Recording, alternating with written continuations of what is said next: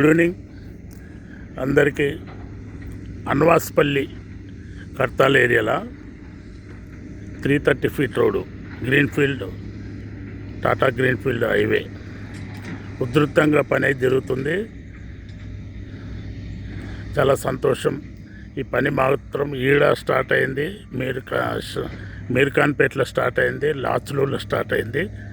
చాలా ఉధృతంగా నడుస్తుంది. డెవలప్మెంటు అతి త్వరలో భయంకరంగా ఉంటుంది. మీ Yadav Reddy, consumer rights ex president.